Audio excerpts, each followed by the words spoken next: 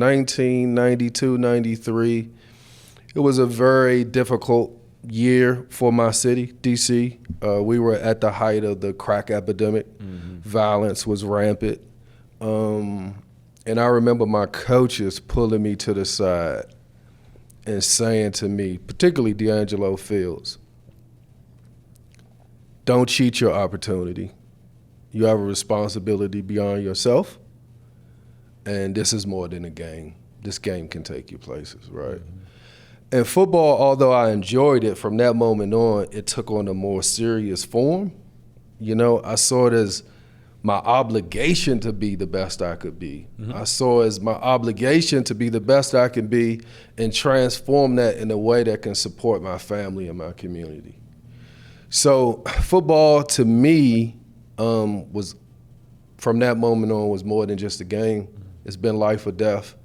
And I like the fact, or I appreciate the fact that I get to work for the business every day that changed my life, and for the players every day that changed my life.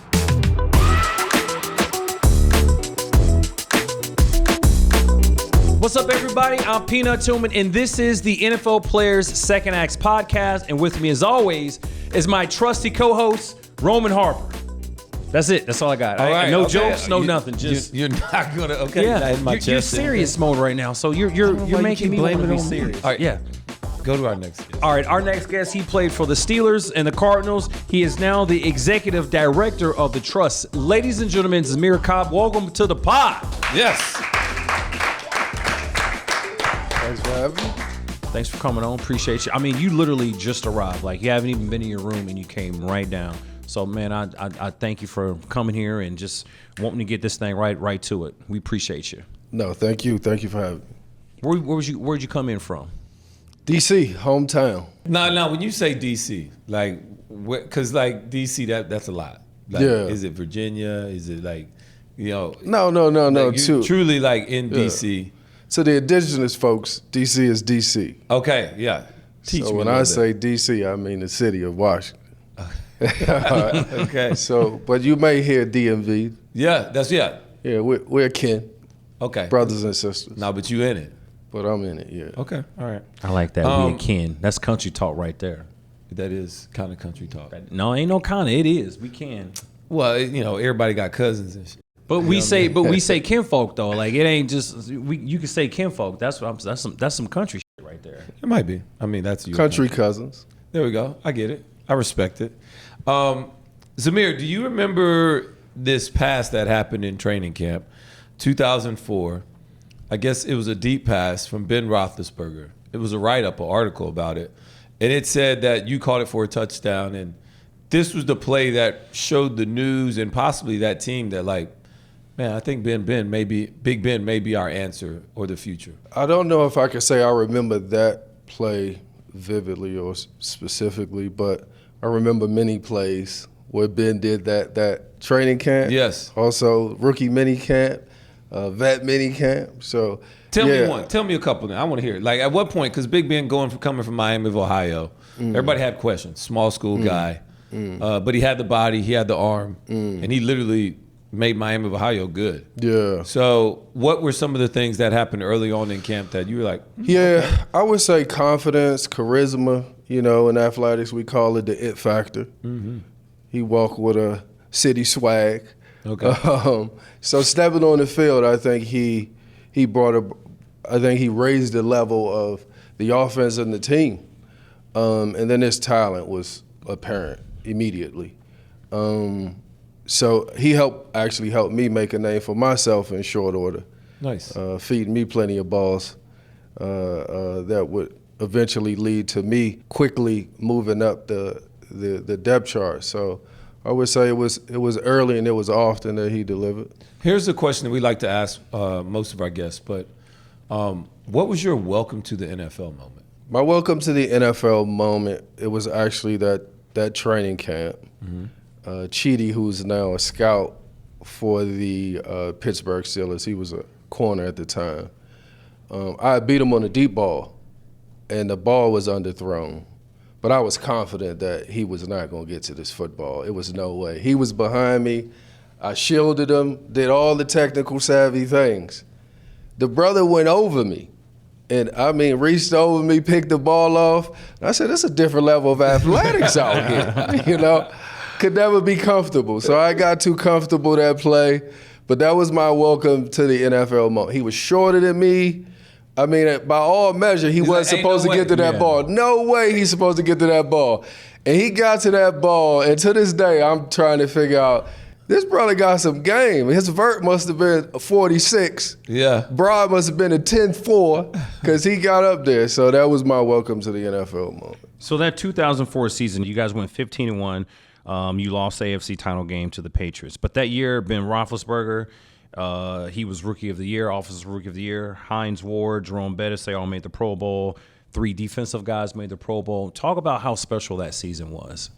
So for me, that season ended relatively early for me. I'd actually broke my leg just before the season started. But I stayed with the team that whole season, watching film. So I got to see all of the plays front row seat, that would eventually lead to all of the accolades that you just mentioned. What I recall from that season was just being amazed by the collection of talent, but more so how that collection of talent operated as a family or a team. Mm-hmm.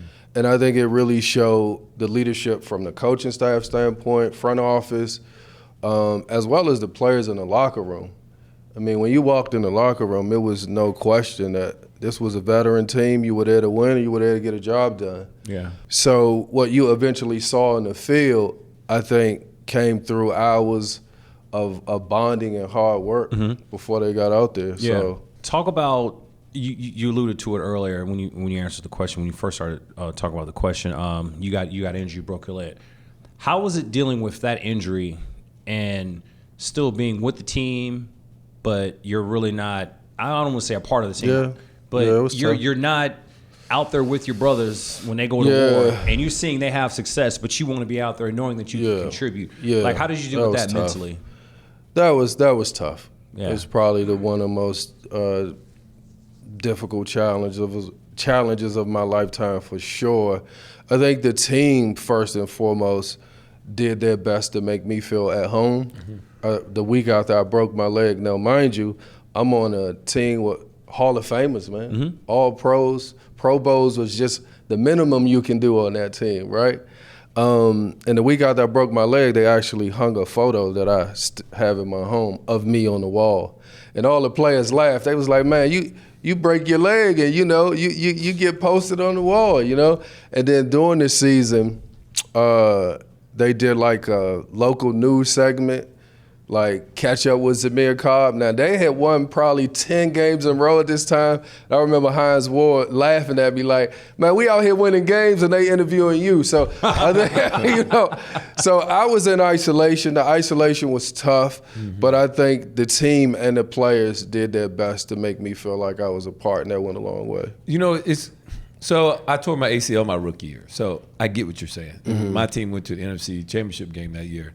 It's hard trying to stay engaged when, you still got rookie duties. So there's still certain things that have to be involved in you trying to stay engaged as much as you can. For me, I thought the experience was so different because when they have to travel on road games, I don't do that. So I was just in the city. So I kind of became like a normal person, but I don't have the same lifestyle as everybody else. What was that lifestyle like in Pittsburgh for you? Because Pittsburgh's already a very unique city. I was in New Orleans, but I always like to hear people's IR experience as well, especially on a team that's doing well. Yeah. So I got married young. So I was married after my second semester of college. Freshman year? Yeah, my freshman year. My wife was actually still in high school, so she was in the 12th grade. She graduates. I go watch her graduate. She walk across the stage, and then we at Temple University. So my wife and I went to school together, studied together. We'll have our first child maybe a year after marriage. So throughout college, with Division I sports, it's like, man, all your time is accounted for. So I got very little time with my family, actually.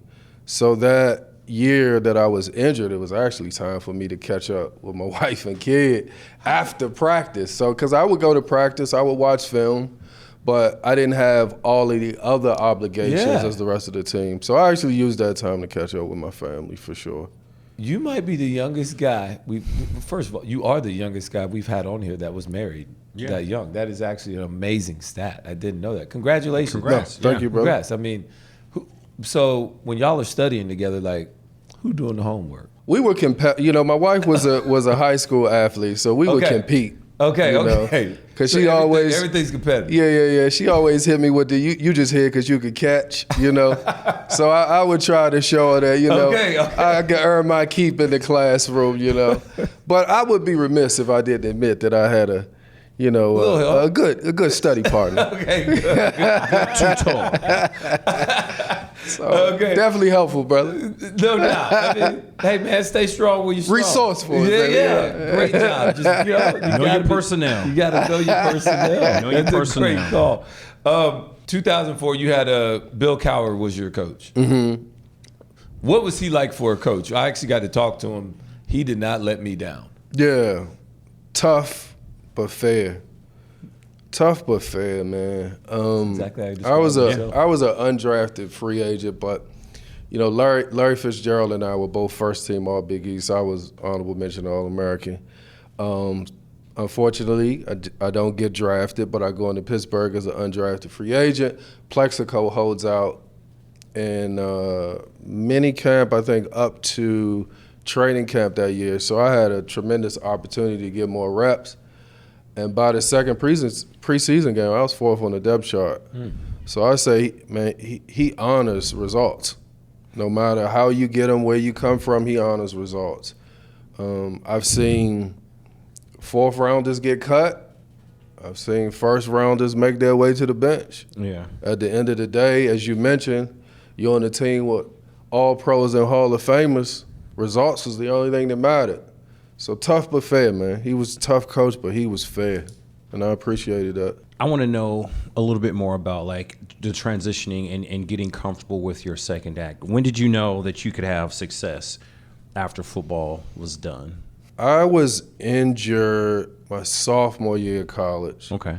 And we now know it as a sports hernia, and it's like a routine surgery, right? It is. But when I got it, it wasn't a routine surgery. I'd actually had it for maybe a year and a half, 2 years before they actually could diagnose it. So I was misdiagnosed. Went in as a promising freshman, but due to injury, that outlook had sort of dwindled.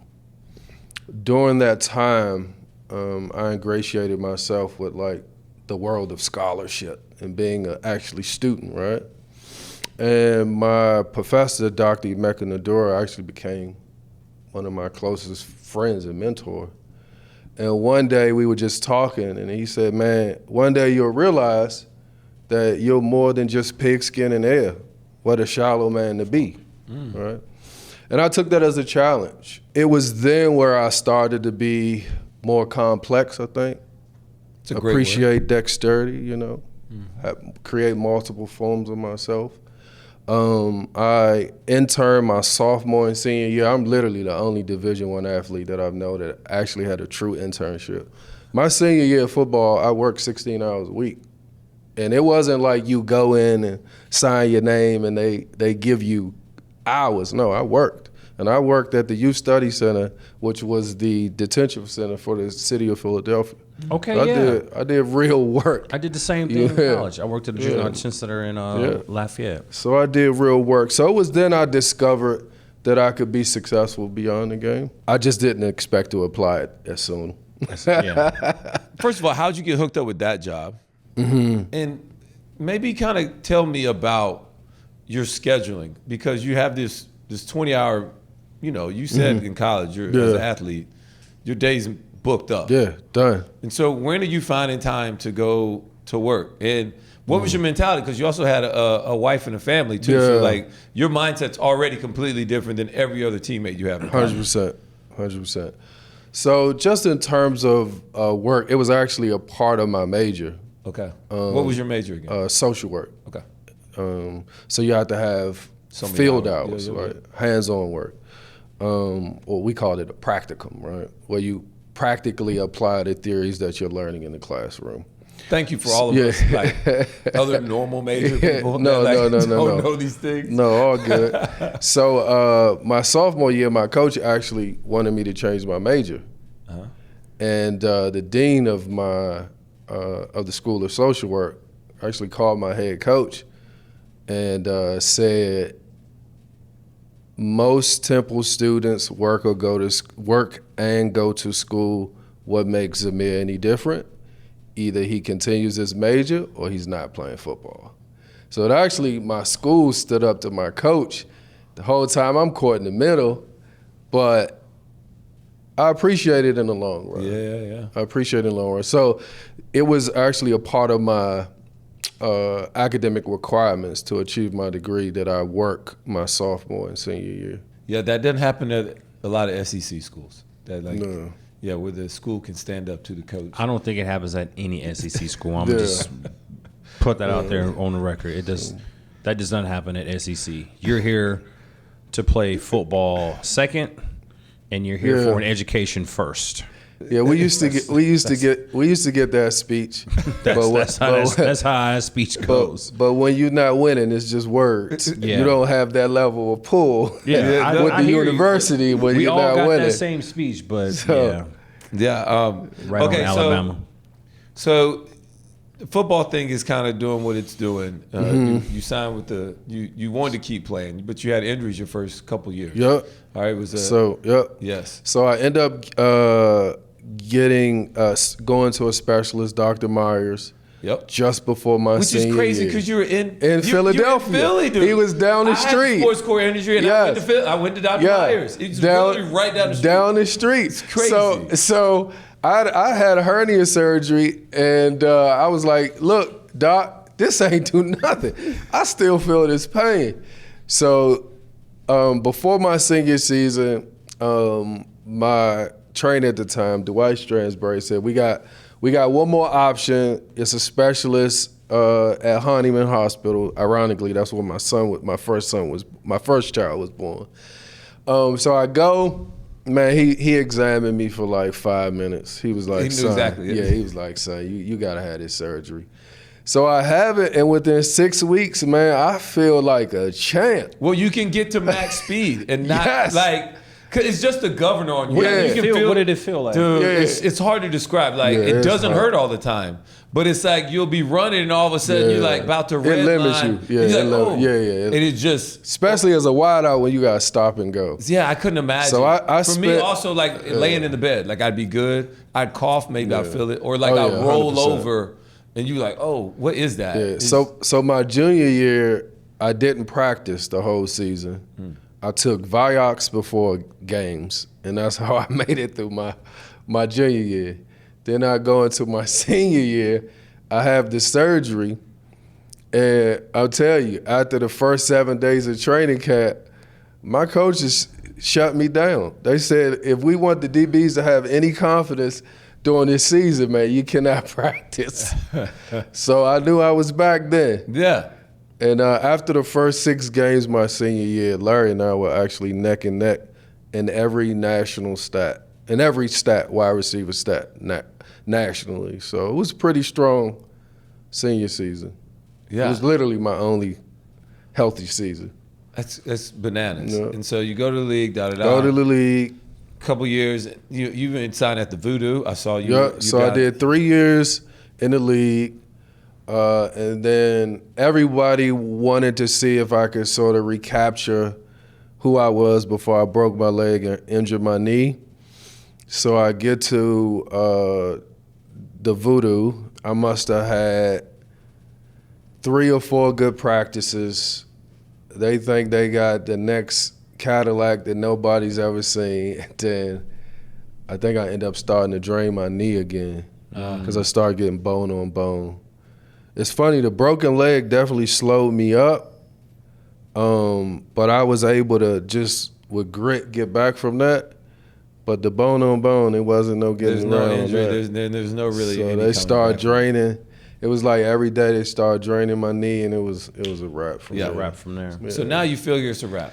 So then you reach out to the trust, or how does this whole No. Actually, going back, walk me through that, because I want everybody else to hear how these things get started. So that internship I told you about, and having to go to class at Temple, you had to go to every class, bro. They checked. I mean, you had a class checker, and if you didn't show up for that class, you had that morning wake up. I'm smiling because I went to class. Yeah.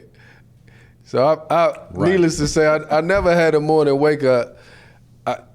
I don't want to give myself too much credit. I can't say I was that committed to class, but I was surely committed to not getting up at 4 in the morning and running before class, right? So it definitely served its purpose. Once I got injured, the 2 internships I had, they actually reached out to me first. Really? And they were like, hey, so you hurt. As soon as you need us, let us know. And that segued into my first job. I started as a case manager, man, in Philadelphia, a program called Adolescence Violence Reduction, working with the 100 youth in Philadelphia that were more likely to kill or be killed. Man. I've actually testified over 150 times in court on behalf of adolescents, or we call them youth offenders, right? I've only had 1 kid held. Had the lowest recidivism rate of anyone with a caseload, quickly escalated to upper management, and I ended up managing 2 40,000 square foot community centers in Philadelphia, one in North Philly, one in West Philly they called The Bottom. From there, I transitioned back home to my hometown of DC, where I was a director of a local nonprofit. I was looking for support for a camp I was doing in my neighborhood, Emory Heights Playground. And I noticed that the NFLPA was in DC. Didn't know that. Mm-hmm. So I reached out to them, and they came with a boatload of equipment and volunteers and, helped me put on the first camp at my childhood playground. Yeah. And I was actually living in the neighborhood at that time. So it kind of sort of re-sparked or perked my interest of getting back in sports, kept my eye out on the job openings at the PA, saw they were launching the trust, looked at the PD or position description. I mean, it literally read like my experience. Yeah. It was actually a step back from a title standpoint, correct, or position standpoint, but I've always been mission-driven, not position-driven. And I saw it as a calling for me. What actually does the trust do? We provide an ecosystem of support, comprehensive system of support to help former players thrive post-career. And what are some of the things in that ecosystem? Yeah, I'll start with one in which I think we should socialize and we should all do. Mm-hmm. Is the brain and body assessment. Mm-hmm. Players have obtained to date over 4,000 assessments. So if you haven't done it, players, you're behind, right? So any player with 2 or more credited seasons is eligible or are eligible for the benefit. That benefit includes your travel, your accommodations, meals. If needed, your spouse can travel with you as well, although she's not a part of the assessment. The assessment is over 3 days. I mean, it's going to be the most extensive physical you ever have in your life, head to toe. You have that once every 5 years for your lifetime. Yep. So the first thing we need to be for our families and our community is present, right? And what better way to be present than to be healthy, right? Mm-hmm. So I think we start there. I think all of us, we need to start there. We need to socialize that. As you transition, of course, you're gonna wonder what's next. Mm-hmm. It's a very complex scenario. You're gonna wonder what's next. What's next is gonna be different for all of us. So we help with the resume, the cover letter, the LinkedIn profile, the interview skills. You have a one-on-one coach to walk along with you in that process. You're never alone. You're going to have a skill assessment, a personality assessment, whether you're pivoting in a career or you're entering a career. Our educational advancement or our scholarship is $20,000 per calendar year for your lifetime. Mm-hmm. You don't come out of pocket. We pay the school, or the benefit pays the school directly. It's undergrad, grad, PhD, whatever it is of your choosing. To date, we're roughly 1,100 completed degree programs, and over 50% of those are graduate degrees. Players can also take advantage of a certificate, up to $5,000 a year for your lifetime. So those are 3 that I would definitely keep in mind. If you're looking to have a good time with the family, like I am, and you got a big household like we do. My wife and I, we have 5 kids. YMCA is good for everybody. We just added swim to the YMCA benefits. So brothers, if you don't know how to swim, learn how to save yourself and save a life. We got pools. we can All right. You can take a dependent with you as well. So it's a lot of things. I appreciate that. Those are just a couple. So I've done the brain and body. Brain and body. Yeah, I did mine in the Cleveland Clinic. Okay. So yeah, I'm in Cleveland. Yeah. Okay. I did it in Cleveland. I did it like around COVID. Yeah. So I think I'm due in like 2026 is when. Okay. 2025 or 2020. I gotta check, but I'm Don't worry, we know. We'll call you before to remind you. I think I'm about. We keep an eye on that. Yeah, I'm about due. My 5 years is just about up, so I think I'm ready for my next scan. Good. So you're a good example of what we all could be. And it was cool. It was 3 days. I think I found out I have sleep apnea, but I don't sleep with the machine because it's very annoying and loud. But so have you tried the pillar surgery? No, I don't think I'm gonna do any surgeries. But okay. So how are you treating your apnea, brother? If you don't mind me asking, I'm interviewing you. Let's go, Zamir. I'm sleeping. I'm sleeping good. As a matter of fact, you come over here with me. You come over here with me. I'm just saying we can help. I'm sleeping good. I'm 6.5 hours in. Like I'm still. Because we help with the follow up now. Yeah. Need any assistance, brother? We got you. I feel so. I tried it. I'm not gonna lie, I tried it and I woke up and it was like a damn desert in my mouth. Like it was just dry and I was yeah. So it definitely takes it took me a minute to get used to it. Yeah. And I never got used to it. So I just was like, I think I'm with you. I think I'm good. Yeah, I tried it and my kids said it looked like I was going to the moon at night. Yeah. So I didn't care what it looked like. And I wouldn't have the surgery. So they put so that's I don't know what what is this surgery? Hold on. It's called a pillar. You're talking to a non-sleep apnea guy. It's just a pillar. I had a pillow put in my throat. It's helped reduce my snoring and I can sleep. And everybody that lives in my house now can sleep because I don't. I don't snore like a sailor. There we go. You don't have to wait to be the last one, though, right? Isn't there an app that you can track it with an app? There's some type of a device that it can connect to with an app, and it'll help. It helps with the We'll talk afterwards. We can talk out there. A little bit about that. Treatment options. But my kids are just like, Dad, you sound like you're gonna die, and I was like, but I slept fine. I feel good. Like I'm good. But yeah, we'll talk offline after this. But yeah, you got to do the brain and body. Bro, I be telling you to do this stuff, but you don't be trying to listen to your boy. Yeah, because I don't want them to tell me I can't have bacon no more. I'm sorry.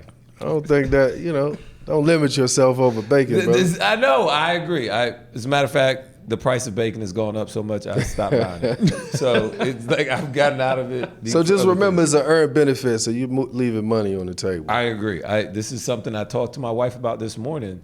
This is 2 things that Stay committed to it. I'm going to do it. Yes, I got to continue to commit to it. What about all the answers that you felt that after you joined the trust that maybe got answered for yourself?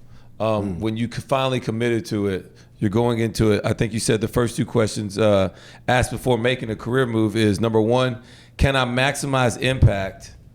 And number 2, can I amplify the mission? You already told me that you're a mission-driven person. I wrote that down. I actually love it. It's mission-driven, not position-driven. And then if you can do that, if there's a third, can I do those 2 in a deeper way that I can already accomplish in my current role? So all these questions, what did the trust help you in answering those questions?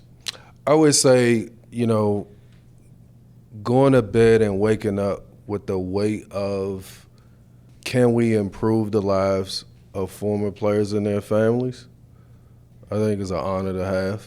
It's a discussion that's normal in my household. What can we do? What are we not doing? How could we look at our family as a reflection of the other families to be productive? How could I look at myself introspectively, right? My strengths, my weaknesses, my toils, my tears, you know, in a way that can be reflected out on what we do. But greater than that, as a program manager, I was able to serve over 500 players in a role of program manager, in essence, helping players figure out or empowering players to figure out their what's next. And it's the collection of those experiences that I think has helped me amplify our mission. I think going into the trust, which was created by players, for players, in collaboration with various subject matter experts as well as NFLPA staff, there was a core of services that remain our core today, but there were also gaps. And I think my past experience helped me and the others that I was working with at the time see those gaps and fill them in a way that players could appreciate. We didn't start the trust with the ability to go inpatient. So we literally can go from basic counseling to inpatient services. Player pays no cost. We didn't have that when we first started, right? So when you talk about being mission-driven, it's always the what's next. It's always questioning what we do, turning over what we do. How can we think differently about what we do to make it better on behalf of players? The YMCA didn't come with the trust. That was, again, a gap that we saw that we were able to fill. We didn't have the free agent program, which, if you don't know, every active player with 2 or more credited seasons who is not on a roster, we pay for them to train up to 12 months at Bomarito, Exos, DSA in Atlanta, Yo Murphy Sports in Tampa. Up to 12 months. We didn't have that. We saw a gap. We know players want to get back in the game first, so we start there. But that also creates a natural road to the transition because, as you guys know, you either power clean, front squat, realize you're not getting a call, and you move on to what's next. So we want to be right there when the player makes that decision. So we talk about being mission-driven, amplifying the mission. Those are some of the things that I've been able to do along with or create along with the team of the trust that I think players are benefiting from today. How fulfilling is it to do that, though, knowing that you came here, you're a former player, you step into this position, and you've just filled all these gaps? How fulfilling is it? Do you ever just sometimes sit back and just be like, "Hey, man, we did that. I know I'm not benefiting from some of these things, but I made the game better for this next group of guys." Like, how rewarding is it for you? Absolutely. There were seven of us when we first launched the trust. Of the 7, 3 remain. Myself, Andrew Zink, who's our director of ops, and Danielle Foreman, who's our director of service. Those 2 folks, along with the folks who have served the organization in the past and continue to serve the organization today, those folks are heroes. And I'm just a part of a team of heroes. And our service team, I would go a step further. I call them superheroes without capes. Because the things they do on behalf of players, the unseen that they do on behalf of players every day, you wouldn't believe how it benefits us, right? So it's fulfilling for me as an individual, but it's even more fulfilling knowing that I have a team of committed individuals that drive the train for players every day. All right, so you say it's only 3 of you guys that have been there since the beginning, and you happen to be one of those guys. At what point did you realize, like, you know what, I think I'm not just a person here, but I think I'm ready to move up and take on more of a leadership role? What was it? You are a manager, a program manager to player director, then you went managing director, now you're the executive director. So, like, you know, I haven't had a whole bunch of jobs where I know what those exact terms mean, but it sounds like you're moving up the ladder. Yeah. When did that start to hit for you? Like, man, this is what I think my calling is, and this is my mission. So I might as well be the best at it. Yeah. So I started as a program manager on the trust side, but the trust and the NFLPA are distinctly different organizations, legally distinct organizations. The trust is a collectively bargained benefit, and our board members are made up of equal NFL trustees, equal NFLPA trustees. But we're located within the NFLPA's sort of infrastructure or building per se, or space. So naturally, the work I'm doing on my floor is reverberating throughout the building, for lack of better terms.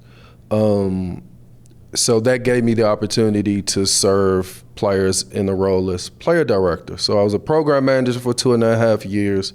Then I go as player director on the NFLPA side for roughly 5 years through the 2020 collective bargaining agreement, largely responsible for engaging and educating players, readying them to bargain, right?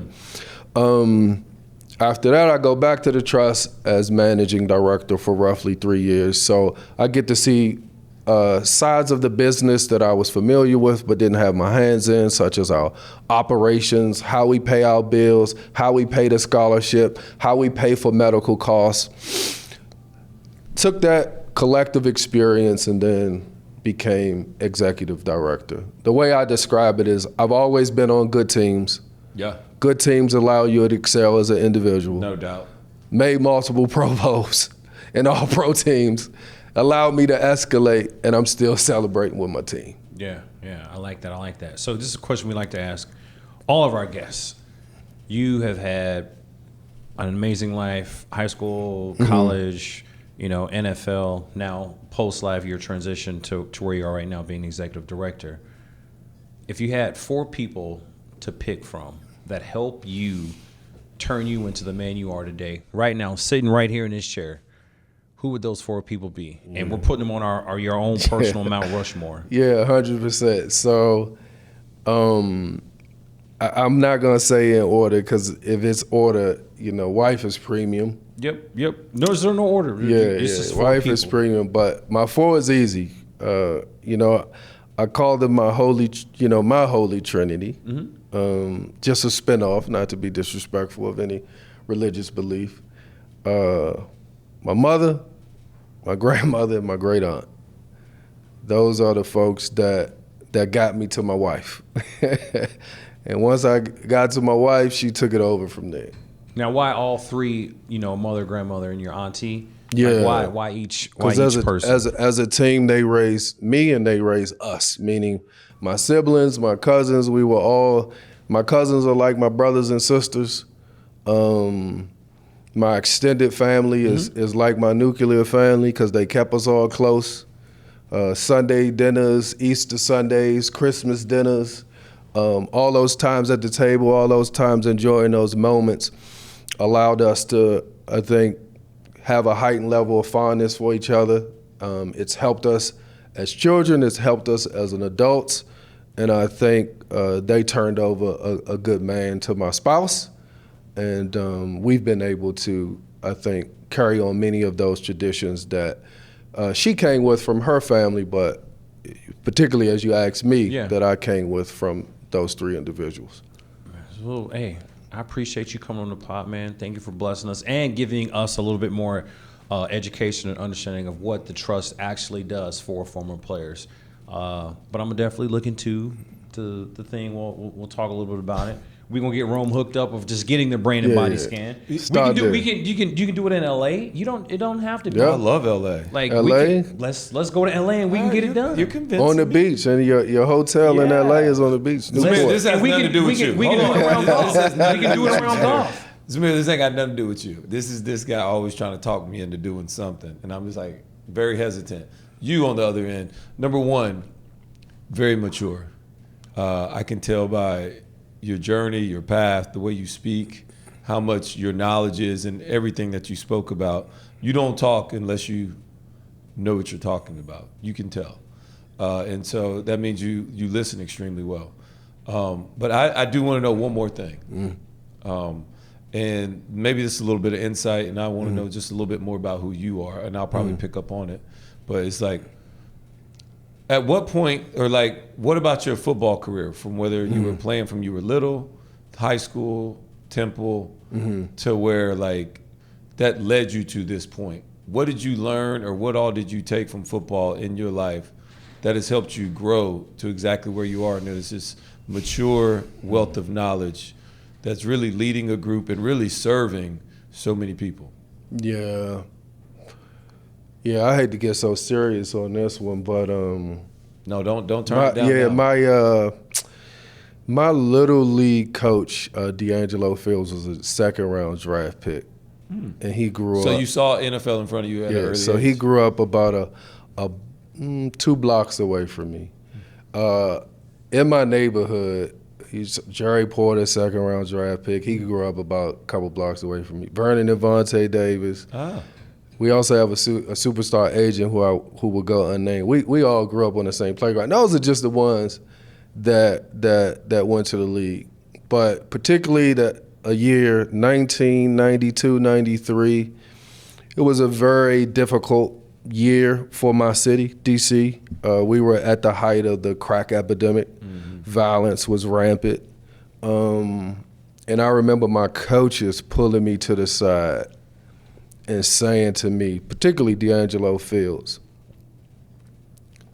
don't cheat your opportunity. You have a responsibility beyond yourself, and this is more than a game. This game can take you places, right? And football, although I enjoyed it, from that moment on, it took on a more serious form. You know, I saw it as my obligation to be the best I could be. I saw it as my obligation to be the best I can be and transform that in a way that can support my family and my community. So football to me was, from that moment on, was more than just a game. It's been life or death. And I like the fact, or I appreciate the fact that I get to work for the business every day that changed my life, and for the players every day that changed my life, because it was the LTs of the world. It was the Jerry Rices of the world, the Montanas of the world that I saw that allowed me to dream, to see what's next, what I could accomplish, and what those accomplishments can do for me. Excellent answer. That's why I love that. Thank you. And appreciate it. I appreciate it for you to continue to serve and all that other stuff. I knew you were going to have some great words. And it's just really cool because when you see greatness in front of you and when they say something to you, you hold on to it. I bet that coach probably had no idea that was going to stick with you. But it's a very vivid memory in your life, I can tell. You remember and like, bro, from there on, football was no longer just a game. 100%. It was a way of life. It was a way of providing, and you didn't even know what future you were going to have, but I needed this to be a part of it. So I appreciate it, man. Thanks for everything that you're doing. Thank you. And, man, for all of our listeners and viewers out there, wherever you pick up your podcast, whether it's Apple Podcasts, iHeartRadio app, man, leave a like, subscribe, comment. Man, hit that follow button. And you can also check us out on more episodes on the NFL Page's YouTube channel. And Peanut, man, get us out of here and don't be weird. Hey, appreciate y'all tuning in. I'm Peanut Tillman. This is my guy, Roman Harper. That's Zamir. And this is the NFL Players Second Acts Podcast. We out.